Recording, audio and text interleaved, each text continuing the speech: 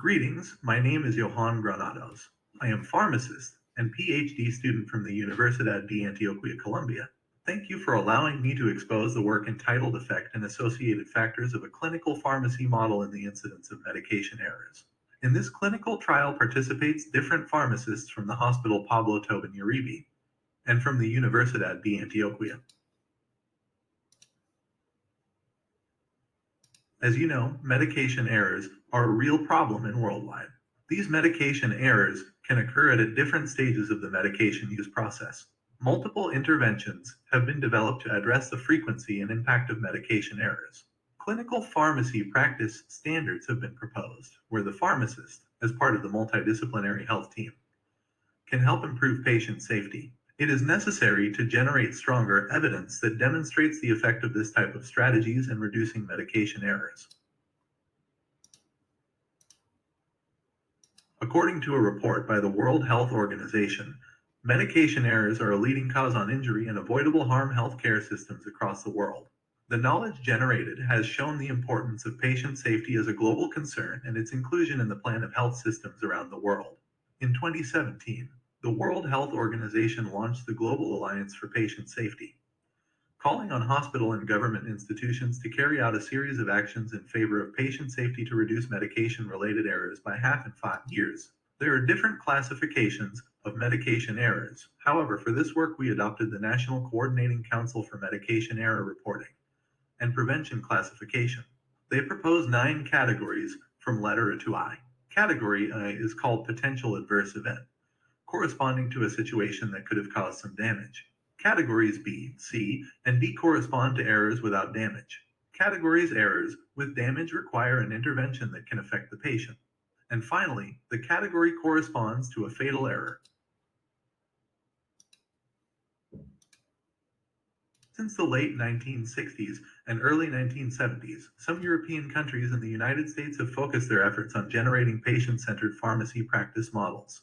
According to a review of the literature, in Colombia, to date there is no evaluation of a clinical pharmacy practice model in a hospital context with the aim of reducing medication errors. Before the implementation of this trial, the usual care of an HPTU is based on the following steps. 1. Patient admission followed by 2. Medical evaluation followed by 3. Pharmacotherapy formulation followed by 4. Verification by pharmacy technicians. 5. Did the patient present a risk? 6. No, the drug was dispensed. 7. If the patient presented a risk, the pharmaceutical intervention was performed. 8. And the drug was dispensed and administered. Over time, the hospital strengthened its processes and decided to standardize its clinical pharmacy care model by involving more pharmacists in the healthcare process. The model of the hospital pharmacy department was published, which comprises the sections: the clinical pharmacy section and the hospital pharmacy section. Both sections report to the director of pharmacy, and each has its own chief pharmacist and specific responsibilities. The hospital pharmacy section is in charge of activities such as purchasing, storage, sterile and non-sterile compounding, and distribution. And finally, the clinical pharmacy section is exclusively in charge of delivering clinical services. This graph shows the clinical pharmacy practice model adopted in the hospital, in which 5 services are highlighted. The first is the participation in medical rounds. The second is participation in multidisciplinary teams. The third, which is therapeutic monitoring, which consists of reviewing the medical records of patients and providing verbal or written follow-up on the clinical condition. The fourth is the management of adverse reactions of medicines, and finally, the provision of information on the appropriate use of medicines to patients and or relatives during the hospital stay or after discharge. The consolidation of this clinical pharmacy model led to the formulation of the EAC-Pharmadel study, which will be described below.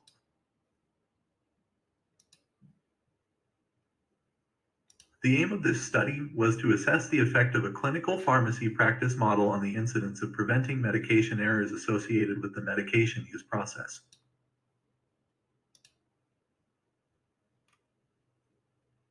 EAC-Pharmadel was a 14-month, randomized, controlled, prospective, single-center Step clinical trial was conducted to compare the effect of a CPPM on the incidence of medication errors.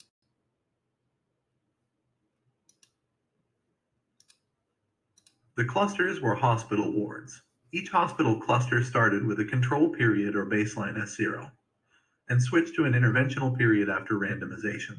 The study design was composed of 6 consecutive 60-day periods.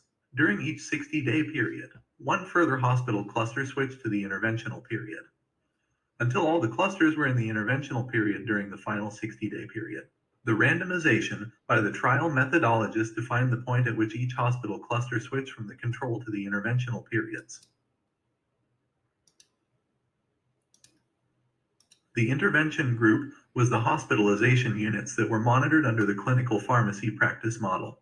The control group were the hospitalization units that were not being followed up by the clinical pharmacy practice model. The event was defined as the presence of a medication error. 130 medication errors were detected. The most frequent medication errors among the study groups were those classified as C. That is, those medication errors that reached the patient but did not cause harm. Medication errors classified as D or E only occurred in the control group. Neither in the control or intervention group were there medication errors classified as a F, G, H, I. As we can see in the graph, 2 variables were considered factors that reduce the incidence of medication errors. These variables were the care model and previous stay in the intensive care unit. But it is observed, for example, that the variable number of drugs increases the incidence of mediation errors. The results show that the stay in the intensive care unit was considered a protective factor for the incidence of medication error. These findings are contrary to that reported in the literature, because critically ill patients receive approximately twice as many prescriptions as patients outside the intensive care unit. In addition, most medications are given as intravenous infusions, based on weight, which requires calculations and continuous monitoring, circumstances that together increase the risk of medication error. A possible explanation for this finding is that in the intensive care unit of the HPTU, most of the intravenous mixtures are standardized, both in the computerized system of medical orders and in the libraries of the intelligent infusion pumps. Furthermore, intensive care unit are closed units with defined and specialized care teams.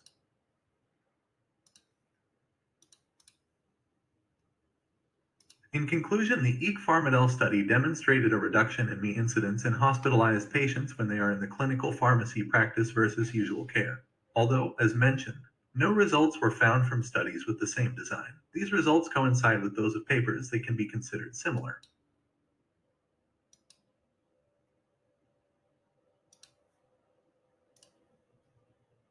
Thank you and a virtual fraternal greeting from Colombia.